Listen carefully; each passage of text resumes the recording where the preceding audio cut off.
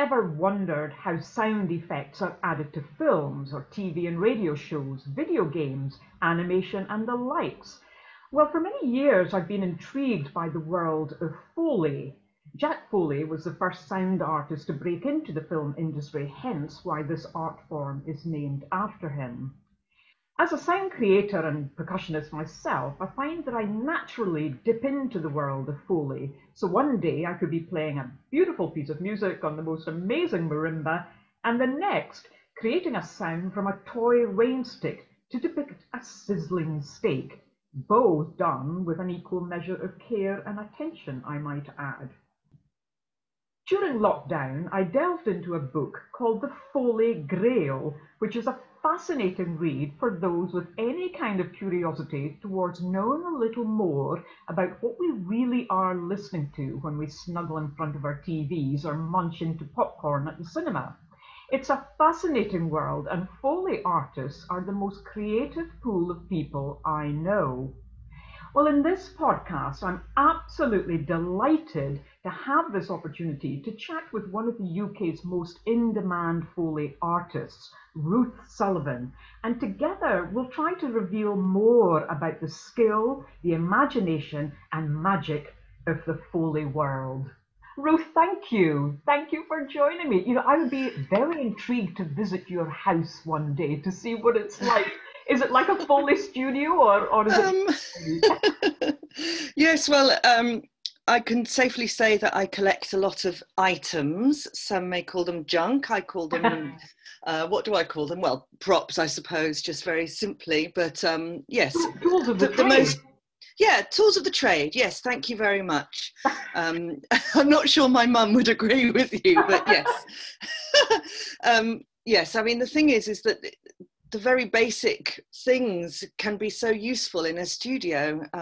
I've got about 10 different lighters, for example, from Zippos to clippers to old sort of wartime things. I don't even know what they're called because they all sound different. And depending on the project, you might need something that is appropriate to that character. You can't just use an electric lighter. That just wouldn't sound right for a wartime piece or something, yeah. I think historically, when you are looking at these objects, I mean, you say, well, it could just be a bit of tat to someone, a bit of junk or whatever. But actually, you're seeing this as something, really quite specific. And I suppose for you to walk into any kind of shop, store, kids' toy shop, antique place, bric and brac, home-based type place. I mean, this must be a fascinating exploration every single time. Yeah, and it gets a bit expensive as well, to be honest. Any excuse. But no, I actually worked on a production in Chester of A Midsummer Night's Dream. Ooh. And they were really keen to use Foley to create little bits of magic for the fairies. So we had a whole session just trying out different props, and I went into a toy shop and I had a very nice time in there trying to find lots of bits and pieces that we could, that could maybe be bought for several actors that could make a nice sound for the fairies and things. Incredible, really. And I mean, are you actually ever using actual instruments, musical instruments? I mean, I'm thinking more of the percussion, because I mean, there is this kind of grey area, as I mean, I could be playing a piece of music for flower pots, but I'm playing it as a musician, as opposed to creating some kind of effect. But, do you find yourself, actually picking up bits and pieces from the percussion world?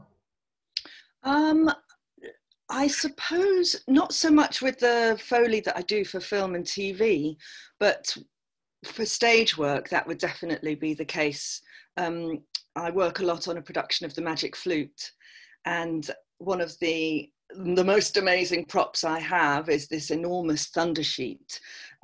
It's, it's taller than me and it's just fantastic. And I play it. It has a contact mic on it. So you can imagine that they can put lots of different EQ and things on the sound anyway, but I play it with a violin bow on the side. And then it gets the most incredible resonance and the vibrations. And then if you put something metallic on to the thunder sheet as well, then you get all the vibrations going through the metal poker. I usually use a poker. You can feel it as well, which is wonderful, but you can really moderate the sounds that you're making to accompany the action on stage. So it's really a wonderful, it's a whole body experience actually, playing that. I mean, that's fascinating, because in a way you're trying to find sounds within sounds within sounds, and always thinking outside of the box as regards to how an object can be manipulated. Yes, definitely. And I actually was teaching somebody how to use that thunder sheet in a recent production, and just sort of working out what I was doing with my body and the way my hands were moving, and thinking that's something that I have developed myself, you know, instinctively, I suppose, but over the course of a few years, and trying to sort of teach that essence to somebody else made me sort of try and distill it into a series of instructions. It was quite an interesting experience, and he did very, very well, I might add. But he had a different technique, which is also beautiful. Yeah, absolutely. And I mean, in a way, that's a lesson in itself, because, you know, even if you're learning a musical instrument, I mean, at the end of the day, our bodies are all different, you know, different size hands, lengths of arms, and so on. And just recently, I was talking to the legendary tabla player, Indian tabla player, Zakir Hussain. And I mean, he has ignited the world through his tabla playing. But he was saying how, in a way, his father had just let him explore the drum as an infant in his own way, rather than distilling, well, this is, you know, how you play it, and this is what you need to do, and how you need to sit, etc., etc. And he just let him have this curiosity, and just said to him, please just say hello to the instrument, and allow the instrument to say hello back to you. And that needs time. And it's so interesting because, of course, you know, Zakir is just such a phenomenal musician, such a phenomenal virtuosic technician as well. And here we are, you know, he's saying at the age of 69, 70, just say hello to your instrument. And I would imagine that for a Foley artist, it's saying hello to a lighter, or to a jacket, or a pair of shoes or something, and finding that relationship between you, the object itself, and you yourself. Yes, that's a really lovely way of thinking about it. And you know, my hands are so intrinsic to the process, and you can, you know, I've got a notebook here, and I can touch it very heavily, or I can stroke it, or I can, you know, it's touch is so important to everything that we do, really. And yes, and I joke about people calling props junk, because actually they're very special to me. They may be 50 years old, these, you know, things that are falling apart, but they're precious. Absolutely, absolutely. But I'd just like to go back to the beginning and ask, you know, how did you fall into the Foley world? I mean, what is your background?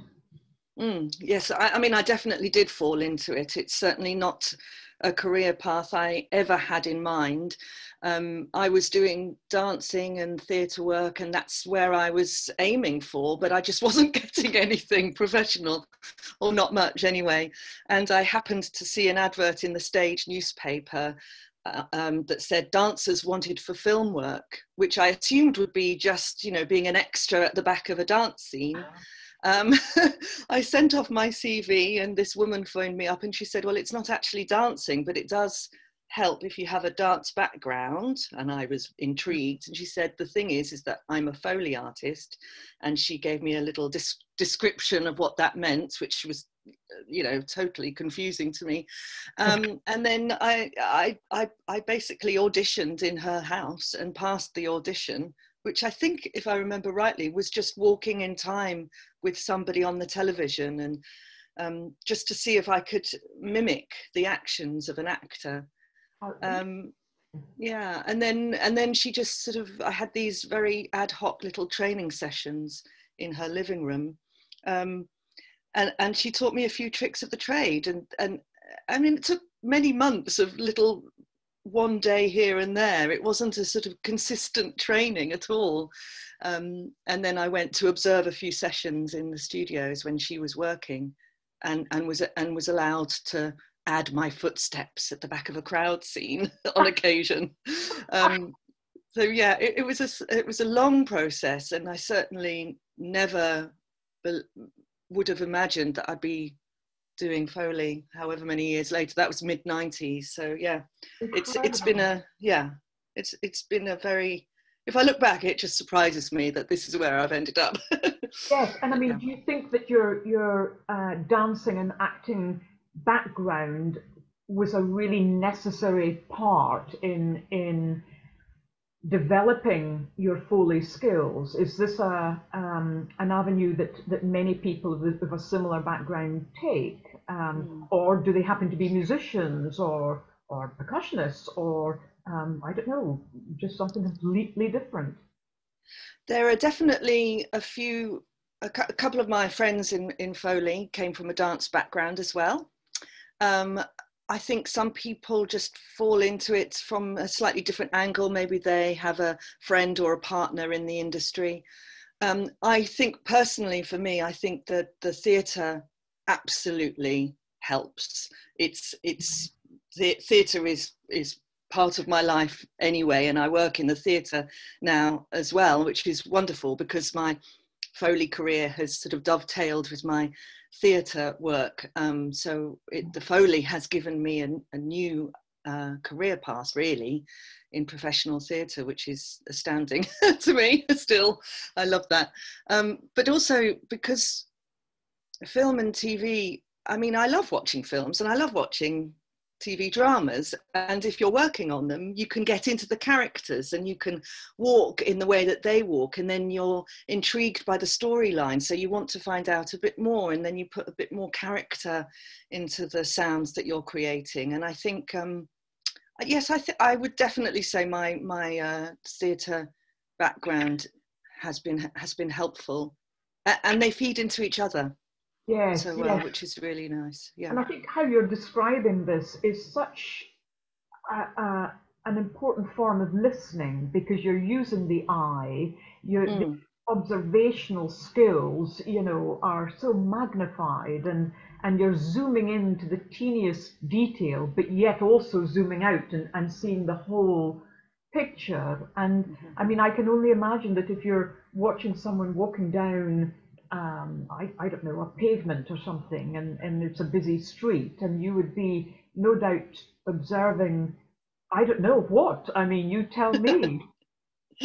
Well, yes, I do actually have to prevent myself from walking in time with people when I'm walking behind them on the street. Just stop thinking about work. Yes, I mean, it's well known, for example, that John Thor, the actor most famous for Inspector Morse, he had a limp. He did. He had a limp, and it was apparently something to do with an Achilles tendon injury many years before, but he refused to accept that he had a limp. So, but as a Foley artist, you would have to incorporate that into the steps, because it wouldn't sound right if you did a sort of very even paced walk. But you had to be careful as well, because he didn't like it. Oh, interesting. Isn't that amazing? And I think you're observing the weight of the person, the mood of the person, the type of shoes, what they're walking on, if it's concrete, grass, or stone, or gravel, or whatever. I mean, it's just endless, the kinds of things you would have to observe. Yes, that's right. And you have to switch off from that. But when you're watching a program, when you're about to work on it, your eye and your mind, you're constantly looking at all the different bits and pieces, like the surfaces, the shoes, the mood. But it makes it quite difficult to watch something after a day's work. So I mean, I don't go to the cinema during the week. I mean, I'm not as good at going to the cinema as I think I ought to be. When they reopen, I'll be back. But but yes, it's quite difficult to stop thinking about what's happening next. What service are they walking on when you're just trying to enjoy a drama? I mean, it sort of slightly spoils your enjoyment. I'm not going to lie.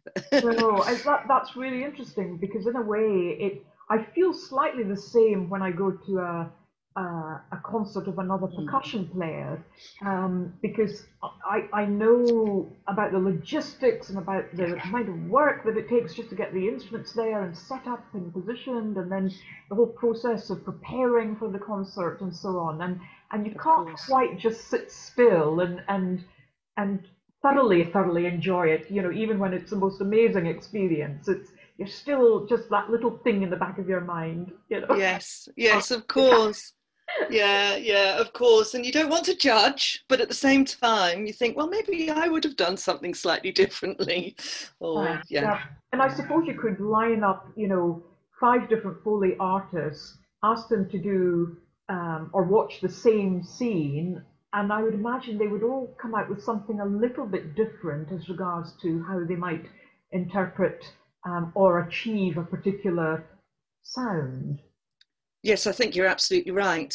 And in some ways, that is the benefit of working as a pair, as we used to do when I first started, because you could share the characters on the screen, but also you could look out for each other, or you could if you had an idea of a certain sound effect, somebody else could say, yes, and then you could add this sound, and then we'd get the top end, or, and it's a collaboration then if you're working with another artist. Yeah, and I mean, one of the things that I read in the Foley Grail book, which is absolutely brilliant, and even if you're, not really, or you didn't think you were necessarily interested in the Foley world, is actually a really interesting read for anybody just to pick up. But yes, how in years gone by, people used to work mainly as a pair, but now it's much more isolated. I mean, that must have a fairly, strong impact on, I suppose, the expectation, the stress level, because you are literally on your own having to come up with ideas. The first time when it sort of started to happen, I found it quite stressful and tiring, so tiring, because you wouldn't necessarily get more time to do a job. You would just be on your feet all the time going, who am I looking at? What shoes am I wearing? What's happening? So yeah, very intense.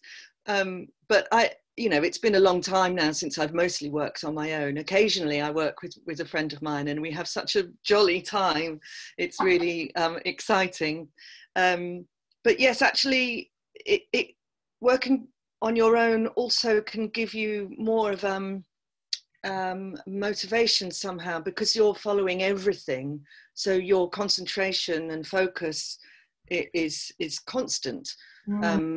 Which, as I say, I used to find quite exhausting, but I think now it's perhaps more energizing in a sort of converse way, because you're on performance mode all the time.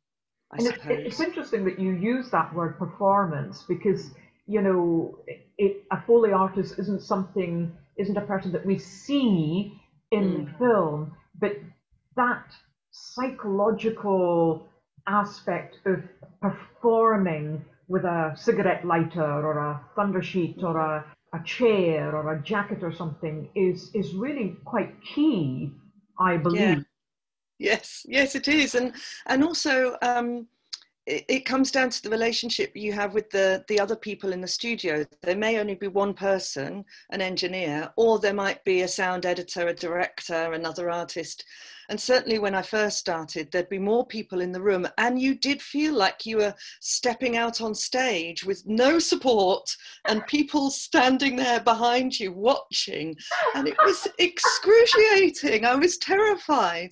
And this relationship is so key, because if the engineer or the sound editor says to you, that was beautiful, or that was really good, can we try this as well? Then you feel in any job it would be the same, but you feel bolstered and energized by that, and then you want to perform more and better, and it's a lovely Absolutely. process. So do you find that once you've completed a project, and let's say the project is now out there for all to enjoy, are you able to watch it?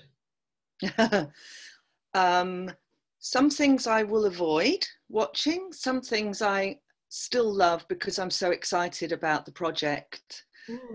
Killing Eve is my most recent example of that. I love that series, and I recommend it to everybody, and I love the fact that I've worked on it. I feel really proud that I worked on it. Yeah. And so I can watch that, definitely. I can watch that over and over. Yes, absolutely. It's massively successful. So just talk me through that process. So I assume that you were contacted to participate in Killing Eve as a Foley artist. Then what? It actually was a little bit more, the process was more that I was one of the main artists at a particular studio, and that studio had the project, the post-production house received the project, and I happened to be one of their regular artists. So I wasn't actually called up to work on Killing Eve, but it has happened that I have worked on all 3 series and done many of the episodes, not all of them. So yes. But then sometimes you do get called up, somebody will say, I've got a series, or I've got a film and I'd really like you to work on it. And yes, of course, that feels absolutely fantastic. And then you're going to put more effort into something, aren't you, when you work on something? Absolutely. Yeah. So in the studio itself, the environment, what is that like? Give us a picture of the kinds of things that you would have had at your disposal in the studio. Gosh, different studios are kitted out differently, of course, but my favourite places would have a whole load of old stuff. Old stuff is really difficult to recreate with new stuff. So old wooden floorboards and creaky boxes and things that you really don't want to fall apart, but they might be just on the edge. So, the one studio that I love working at has a big creaky wooden, we call it a drum, but I don't know why. I think it's a cable, a massive cable bobbin or something, a reel. Yeah. I think I know what you mean. I think actually one of my brothers has got it on his farm, a similar thing. I do know what you mean. Yes, and I wish I knew the word, but they're about 5 feet in diameter. They're huge, and I don't even know how it got into the room, but it's there, and it's wonderful because you can put pressure on it. You put your whole body on it, and it creaks, and you can get the rattle of a cart from a horse and cart going by, and you can put suitcases on it and make it sound like a carriage, or you can put a prop on, and just the resonance of it gives whatever you're doing much more weight and resonance, and it just it's a wonderful prop. But I'm sure people walk into the room and go, why is that there? Yes. What on earth do you use that for? You can't move it. Oh, I know, I don't need to move it. Yeah. Brilliant. So, the props are there, but do you turn up with a suitcase of things or a van load of things? Or I try. Yeah, pockets full of things. No, I haven't got a van as yet, but I usually have a suitcase full of shoes of different varieties. Not ones that you'd want to wear in public, but they make a good sound. Lots of different types of trainers and high heels and men's shoes and things. So trainers. So yeah. What sound? I'm trying to think what the sound is of a trainer. I always thought trainers were soft and didn't really create. Yeah. It's a really. That's one of the technical issues that we often have with Foley, that you can see somebody walking down the street in a pair of trainers, so you assume that there's a soft rubber contact with the floor, but a lot of trainers, especially nowadays, have they really hit the surface of the ground and they're quite hard. They can actually sound more like boots or soldiers' boots or something. But I got some the other day actually for a job, and they're very, very small and very rubbery and very a really soft, subtle sound, and it's perfect. And in fact, the sound mixer for Killing Eve was really insistent that unless she was wearing very, very obvious high heels, chunky heels, he wanted Jodie Comer to play, to wear these soft shoes so that she was stealthy. She was always stealthy in her scenes, which was sometimes for us a little bit tricky because we saw that she was maybe wearing something that would be louder, but we would wear these soft sort of baseball boots type thing, and it really worked for the character because she's an assassin. So you know, you go with the sound that the character informs rather than what you're literally seeing. It was quite fascinating. Is that why some sound engineers actually close their eyes when Foley artists are doing their magic, so that they're not influenced by what they see, i.e. from what you're doing, but they're then better able to connect that to the visuals of the actual film or whatever the project might be?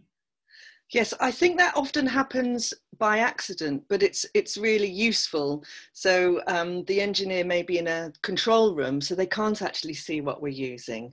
And that's great. And sometimes you'll say, oh, I found this great prop. And he'll go, I don't want to know, don't show it to me. Open your eyes. Exactly. And then you create the sound and then they're like, what did you use? And they can't believe that whatever you've done was made with a Walkman and I don't know, an old bolt or something. But that's lovely when that happens. Absolutely. And do you think though that with the lockdown that we've all been experiencing, obviously our senses have become in a way much more talked about, you know, and heightened. The fact that we're being asked to, you know, open our door and to look out and to feel, to smell, to you know, see, to hear, and all sorts of things like that. I think that has had an impact on you as a Foley artist, or has this just been ingrained for a long time? I think, gosh, this is multi-layered really, isn't it? But I think that one of the gifts of the lockdown, and bearing in mind, I realised that lots of people have lost a lot and have had to deal with hideous situations. But I also feel like the fact that traffic quietened down, particularly in the first lockdown, the fact that everyone had to stop and do less really did make you aware of your surroundings more. I'm always busy, so I'll go to work or I'll go to a rehearsal or I'll meet people, and life has a frantic pace often, and the fact that we had to stop, yes, I think it made us appreciate our surroundings a lot more, and certainly without planes flying over, without traffic a few yards away, there was a different sense of the sound around you, even if the absence was very powerful. But I mean, I don't have a sense of smell, so that, and not through COVID since about 20 years ago. So I find that I find it interesting that I therefore work with sound. I know. Yeah. But in a way, it's fascinating, when you are observing whether it's a television program, film, whatever it might be, and there's no speech, and it is and maybe not a lot of action as such. Could be someone just sitting in a chair, but yet the magnification of the sound, the presence of that sound, the space between Mm-hmm. sound, becomes absolutely magical. And the Mm. suspense, the feeling, the emotion is extraordinary. And I suppose that's the one thing that um, has, in my mind, been magnified during this whole lockdown is the patience of Mm. allowing our senses to almost dictate how we might feel, rather than Mm. us saying, well, this is what we should see, this is what we should listen to, this is what we're hearing, this is what we're smelling or tasting or touching or whatever. And I think that's really interesting, because since meeting you, I've really tried to be ultra observant, as regards to the patience of sound.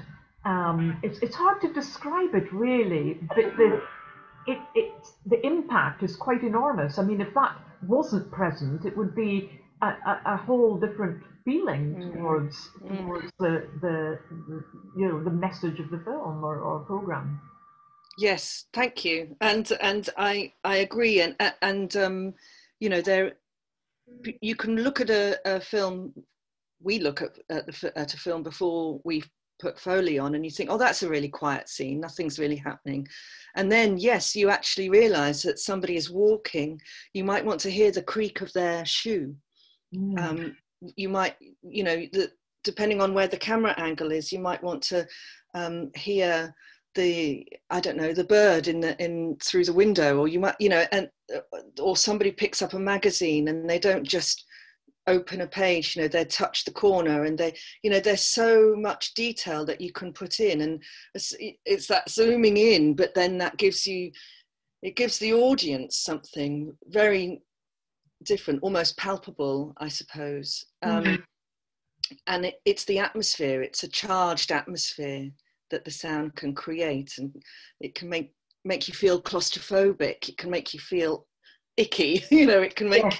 you feel uncomfortable, or it can make you feel relaxed and Yes. sweep you off into the emotion of the scene, I think. Yeah. Yes, and also the presence of the sound, or the placement of the sound. I mean, this is Mm. something that musicians are constantly, experimenting with. So whether a sound has an offstage feel, or quite a present feel, or is Right. it a thick sound? Is it a thin sound? Is it Yeah.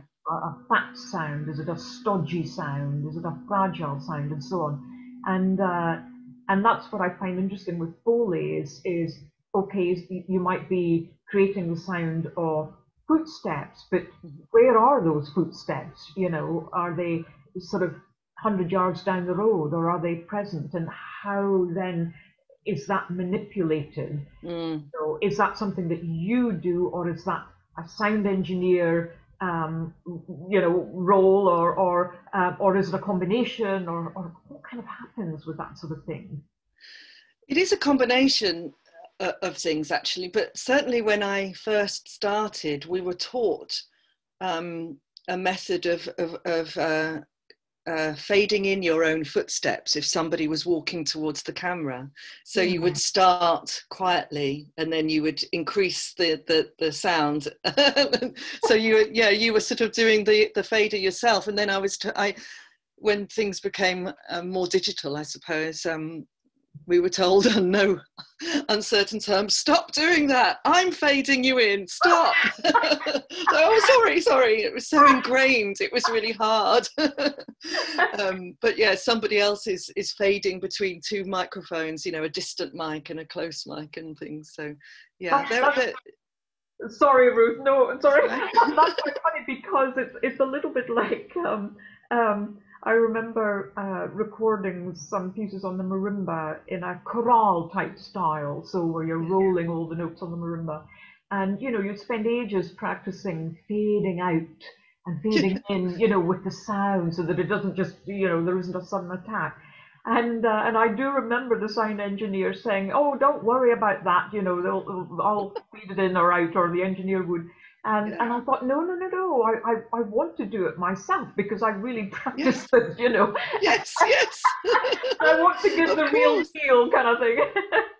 Yes, yes, and it's the feel, and it's, you know, it's part of your skill, and you feel like you're offering that. And then when someone says, "Oh, I'm just going to do it with a fader," it's really upsetting. But interestingly, though, am I right in thinking that you're a woman? Obviously, I am a woman. but, Yes, yes. but are you sometimes asked to do male footsteps, or a man's footsteps, or and vice versa? As a man, you know, do they have to sometimes put on high heels or something? Yes, yes, they do. They do. Interestingly, I mean, maybe I'm biased, but I think for a woman to do a man's footstep, it's possibly easier because I can have a pair of leather-soled shoes if I'm doing, you know, like an old-fashioned period piece or something, and I can walk like a man. I can walk as heavy as a man. You know, whatever's required. Perhaps it's a little harder for men because, yes, they're not so used to wearing women's shoes, or maybe they are. But I think also that I say that, and then I think, well, that's wrong though, Ruth, isn't it? Because actually, I don't wear heels when I walk as a woman. I wear because the heels, you know, get in the way.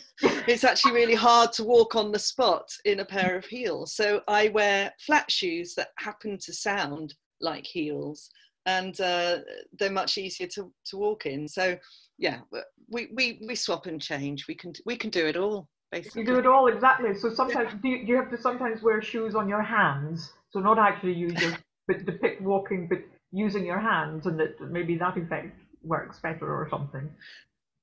Very rarely, actually, if I'm honest. It's really better to use the body weight. But you know, when I do cartoons or children's animations, you know, then I'd mostly use my hands because they don't walk in a linear fashion. It's much easier to use your hands. But there we go. Yeah, if you think of Peppa Pig, oh yes, yes, incredible. I've done a few of those. Yeah. Do you have a favorite medium at all? Do you like television or films, animation, computer games, or is there a favorite? There's definitely a non-favorite. Sorry, everybody, but I really don't like working on computer games. I have done a few, and I find them quite hard work because it's very repetitive, because they have to have a sort of library of similar but different sounds, because I think I'm right in saying that they don't have much memory within the game itself. Okay. To have massive soundscapes, so they have to have they use an algorithm. So you might record a footstep and have a very distinctive heel toe sound, and then they'll chop it all up, and so that heel might go with a toe from a different footstep, and the algorithm will choose that within the game. So as an artist, it's not very there's not so much flow. I mean, it's interesting, but I prefer a drama, much prefer TV drama or film that I can really get stuck into. Absolutely, that's really interesting. And I mean, you use the word library because, you know, I realize that there are Foley libraries, and they're quite extensive. So when would a sound from a Foley library be used, as opposed to, you know, getting someone in person, recording that sound and performing it? I think that it depends on the project and depends on the sound effects editor, most likely. But perhaps because there's always sound effects that are added as well, and it may be that you will have maybe a car crash scene, and the sound effects editor will add the sound of the crash, but the Foley artist will add the detail, which would be the light being smashed, the number plate falling off and landing and spinning or something. And so it's a bit of a combination of different departments, really. But then also a Foley engineer may have their own library of sounds that they've recorded at different sessions, and they could say, do you know what? it's not worth filling the big tank of water for that person jumping in a swimming pool, because I've got one of them that we recorded, you know, a few months ago. So that would be the situation where a Foley library would really come into its own. But generally speaking, it's the sort of personal touch that you can create as an artist right there at the time, and it's an economical way of working, really, because it would take so long to find that exact right sound in a library to then match to that action that the actor is performing on the screen. So yeah, it's interesting because then it just gives a very positive feel that you know, the world of Foley is still very much alive, and that we need people to develop this skill. Yes, it is alive, although not very alive at the moment, because of course we rely so much on production. You know, if there's not much filming going on, there's not much Foley going on.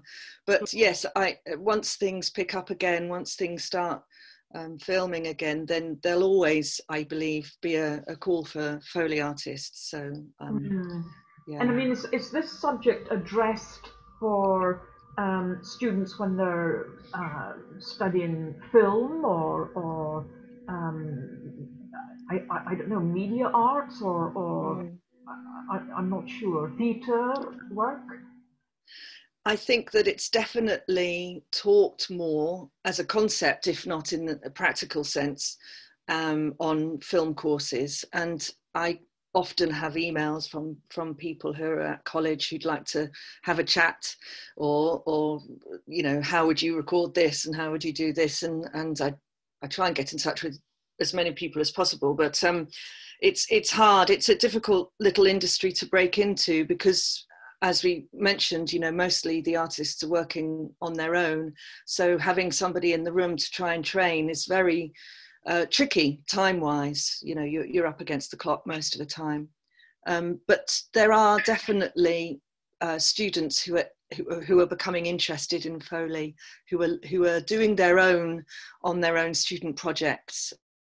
So yeah, I mean, hopefully the industry will be supported and can keep developing, but I think we all also need to face the reality that it's difficult. There's a bit of a block between learning and being interested in it, and then there's this sort of wall before you can then become an artist. I mean, yeah, it's not easy, and yeah, I don't have any solutions for that, really.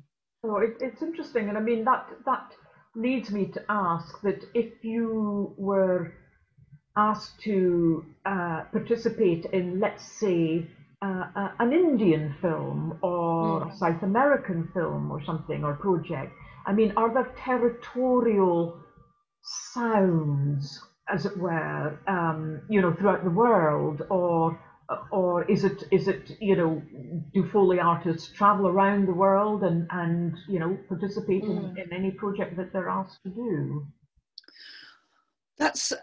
I'm going to contradict myself now, because I would say that most countries are very protective of their own artists and don't allow other people in. But I have actually worked in India on a film, and I have worked in Lisbon and Paris. But yes, generally speaking, I mean, I wouldn't, for example, under any circumstances, assume that I could work in America.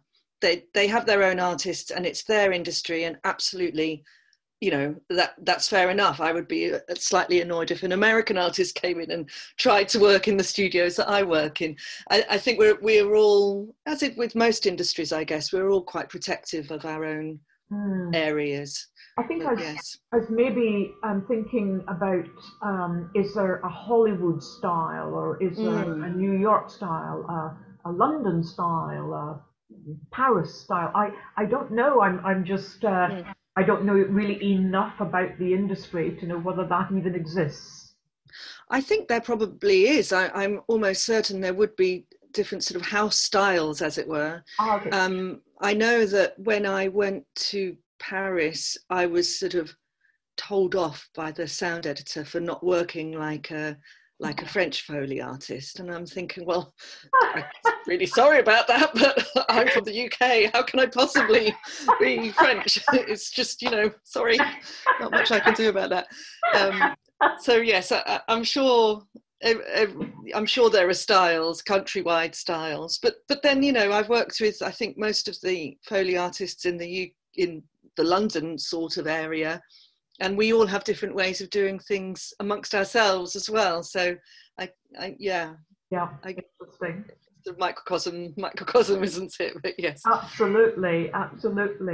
Have you ever been in a situation whereby you have just simply been stumped as regards to how to create a sound? Yes. Okay. Yes, I have. Yes. Tell me more. I'm trying to think of a good example. I mean, sometimes, actually, I come back to this example. I've mentioned this before because it still sort of surprises me. I surprised myself when I went into a studio, and the first thing I had to do was there was a car crash, and somebody had to break out of the crashed car by kicking the windscreen and climbing out. And I mean, it was literally 9 o'clock in the morning, and they showed me the scene, and I thought, oh, okay. You know, I have no idea how to do this. But there is always a car door or lying around in a studio. Going back to your other question, that's one thing that every studio should have. And so I laid the door on the floor, and I put some sand onto the window, and I kicked the window with the sand, and it sounded like it was cracking. Ooh. So that then it basically sounded like a smashed windscreen breaking. Wow. And I remember sort of turning around and looking at the recordist and the editor, and they sort of were like, oh, okay. That's amazing. She did it. Yeah, it was quite nice. I don't think they expected me to do it, which. And that's what I mean. I mean, the imagination and being on the spot to really try to think that, because am I right in thinking that you don't often see the footage beforehand? So it's not as though you're getting it a week or so before and you can, you know, build up ideas as regards to how you might negotiate something, a sound, but you're literally walking into the studio and there you are, as you say, 9 o'clock, seeing a crash scene. Yeah, it's yeah, I mean, you're just faced with the images, and you just have to think on your feet. And I think that's what can be so exhausting and yet so exhilarating about the work, because if you have a day when you're, you know, creating on the fly constantly, you're absolutely exhausted at the end of it, but you feel so alive and satisfied, and you can't even explain to people why you've had such a good day. You just know that you have, because you've made lots of sounds. I mean, what a great educational tool. Can you imagine, you know, I mean, for youngsters, you know, little children, this is what they're doing in a way all the time without them perhaps realizing. They're creating sounds to perhaps something that they've drawn or something that they see, but without realizing that it's a kind of form of Foley. Yes, in some respects, we're all Foley artists to our own lives.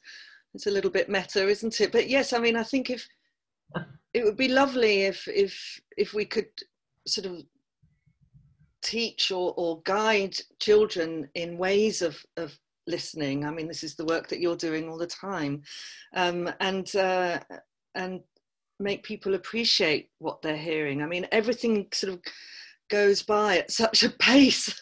I mean, you probably have noticed me touching these headphones. I so rarely use headphones. I try to avoid it, actually. I don't want to have that. I find it difficult to be in my environment if I'm listening to music or something. which I used to do. You know, I used to have a Walkman and things. I used to listen to musicals over and over. But yes, I really, with mobile phones and music constantly, you know, I'm slightly concerned that children are not aware of their environment and their surroundings, and they miss so much then, don't they? Absolutely, and that's, you know, so well put. I think I do agree with that, and I think that, you know, as we mentioned earlier, it's this magnifying of our senses and bringing all of our senses together, and that's what's so interesting about your work, is that you're using the eye to hear, but yet you're using the space, you know, that acoustic, that the observation of what kind of room, what sort of flooring, you know, what is the atmosphere in that room, and how might the sound then, you know, be the presence of that sound, and so on and so forth. And, yes. and I suppose, you know, when I think about the days when I did my O-levels and higher at school, you know, in a great big, well, in the school hall, basically, and it's lined up with the desks, and you know, that hall had such a different feel, the atmosphere had such a different feel than when there was a school drama going on, you know, a musical or something, or if we were in an assembly. But it's the same hall, you know, same four walls, as it were, same staging, same layout as far as the basic room, but the feel can so change, you know, and therefore how it makes you feel is yes. wonderful. Yes, of course. Yes, the energy changes, doesn't it? You can feel all those sweating teenagers. Yes. Yeah, I'm feeling it now. Well, it's funny because, you know, I have a mug in my hand and I was just about to put it on the table, and then I thought to myself, oh, you know, I'm thinking about these things a lot more, Ruth, you know, to be honest. So I'm going to put it on the table there. Oh, that's nicer. The second time was definitely better. Oh, because okay. You did a double sound. Yeah. And then this morning I put my raincoat on because it was a bit wet there. And of course, you know, all of these different types of materials are so important to you. You know, I'm rustling the jacket now, and then I was playing with the zip, you know. Right, yeah. Putting the hood over my head, and then I picked up, and then I scrunched it, and then I thought, yes, I could use it as, you know, like punching someone in the stomach or something. And then add a bit of celery to it, and then you've got it. And then I have this little cushion because I was actually about to throw this out. It's been on one of the bedroom chairs forever, and I thought it's doing absolutely nothing. And literally, I had the bin lid up, and I was going to put it in the bin. And then I thought, hold on a second, hold on. And I decided to keep it. I don't know why I decided to keep it, but after reading the Foley Grail book, it said you can take a cushion and go. Yeah. So I'm kind of, you know, grabbing both ends of the small cushion and then bringing it out. It's like a heartbeat. Yes. That's fantastic, isn't it? It's amazing. And I thought, isn't that incredible? Yeah. How many more cushions do I have in the house? But material is a wonderful thing, though. You know, it's I'm not sure I can. I've just got my pair of trousers here, but you know, you can. Don't stand up, Ruth. No, exactly. But you can create the sound of flame with material. You know, don't know if you can get that. Oh. Like big flame, and you can create the especially with a microphone, you know, when you're close to the microphone, if you get a towel and do that as a sort of more of a you use your fingers with the folds of the material, and it sounds like a fireball, or you know, a flame suddenly appearing. And it's really that, again, it's the sound with the microphone and the relationship between the microphone and the material, because you can get a little, even just a little sound. And you're waving the hem there, the leg, the hem of the leg. Yes. I mean, a shirt would be better, but I don't have one to my left. Yeah. I've got a few other things, but I haven't got a shirt, unfortunately. Oh, what other things do you have? I mean, you mentioned the placement of the microphone, because I'm assuming that is part of the exploration when the Foley artist is there and the sound engineer, that, you know, this is the creativity between both people is absolutely essential. There couldn't be a norm, surely, in the placement of microphones. I mean, you couldn't always say, well, whenever a jacket is used, the microphone is 5 feet up in the air or something. It must always. Yeah, that's interesting, because again, it depends on the room that you're in, but I suppose we have sort of basic placements. If you're doing footsteps, then you know that the microphone needs to be a certain distance away from the floor. But then if you're doing an interior scene, exterior scene, you'd probably put the microphone a bit closer to your feet, because you don't want to pick up the room sound. I see, yes. Interesting. For example. And then you've got things like paper, which can hit the mic in quite a strange way and can sound really transient or just phasey. That was the word I was looking for. Transient can be a bit too harsh. And so sometimes the engineer might place the microphone on top of the prop, because that has a different relationship. I mean, I don't understand it so much. They're listening, I'm not. But, and water as well. If you're doing water effects, there might be a particular place for the microphone to go. But it's different wherever you are and what the project is. And sometimes they want to experiment with the microphone being on the other side of the room. And I'm thinking, well, how is that going to pick me up? I don't know. Yeah. And, you know, I've got a brush here, just a hair brush. And I mean, I can feel, obviously, the brush going through my hair, but I would imagine the mic would have to be pretty close. Quite close. Pick up, you know. The brush going through. Sometimes you're doing a sound and maybe just hitting your head or something. Someone's being hit over the head, and you say, I don't know if that's loud enough, because I can only hear it within my skull. Yeah. How interesting. And I suppose where on the head. So could make a difference. Yeah. I mean, I try not to hit myself over the head when I'm recording, but sometimes you need that sort of the hair. What other goodies do you have, Ruth, there? I've just got a couple of things, but you made me think of it with your cushion, because this looks the same, not as pretty. But now I'm just trying to think. I hope you can get this. Oh. Wow. Wow, what's in there? Or is that a secret? No, it's not a secret. It's cornflower. So cornflower. So it's basically a snow bag. So you can make the sound of really deep Father Christmas-like snow. Sick. So which is lovely. Just that going right into where you feel when you're walking on that type of snow, you feel your exactly. Your boot going. Interesting. Yeah. Wow. So that's nice. And this is my my favourite thing that I made.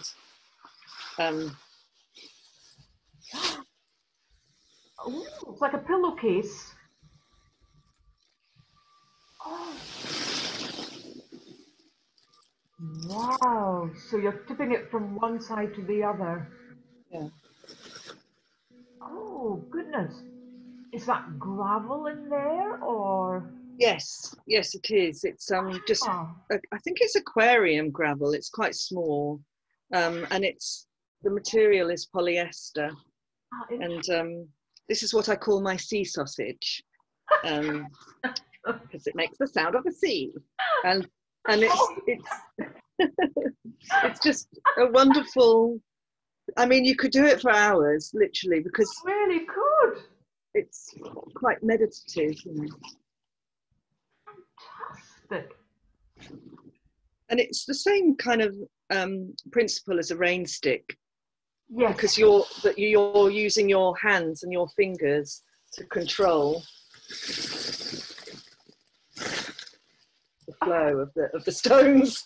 It's That's really easier said than done, actually. You know, with years of like practice.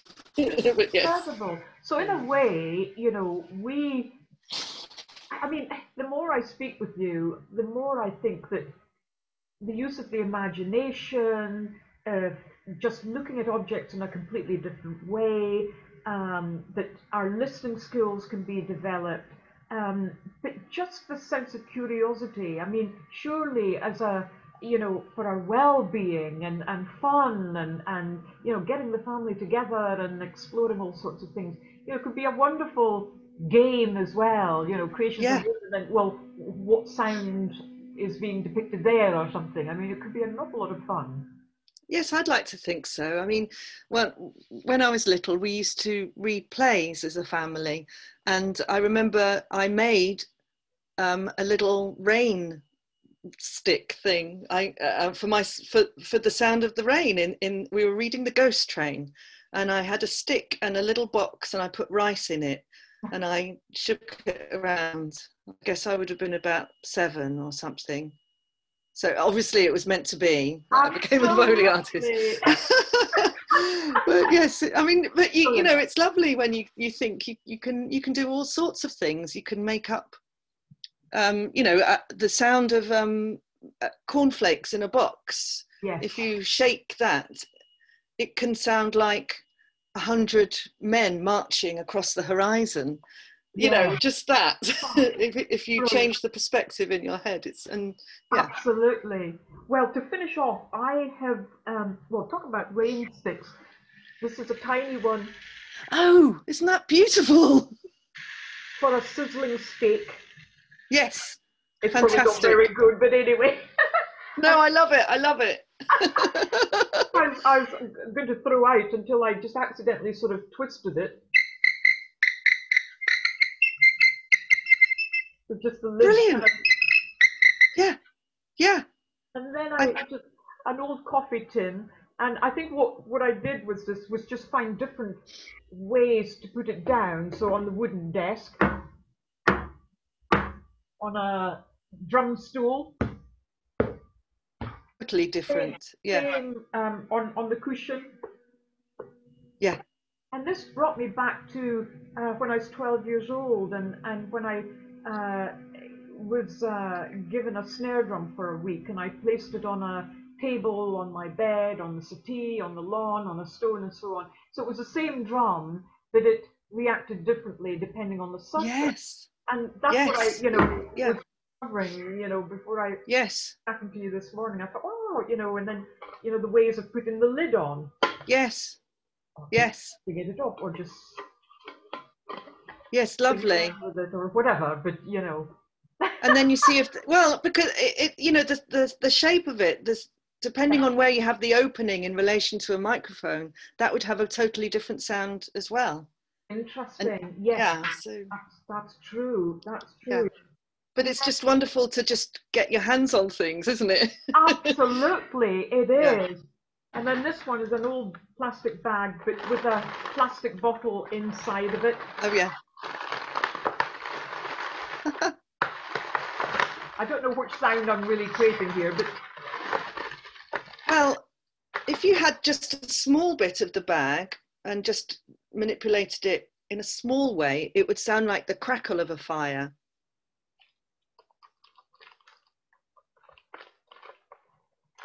Cellophane is really good for that as well. Yeah. And then if you get your material, you could add a track of the wafting material for the flame. Yeah, and then you've got the crackle of the sticks and the flame as well. Brilliant. Yeah. Ruth, I could go on forever chatting with you. It's so fascinating, and you've really just given me a fascinating insight into the skill, the imagination, and just the how can I put it? It's just a never-ending journey of curiosity that I think we can all benefit from by just being a little bit aware of what's involved in the life of a Foley artist. So thank you so much. Oh, thank you for inviting me. It's been lovely Really to talk. appreciate it. Thank you. No problem, Ruth. Thank you very much indeed.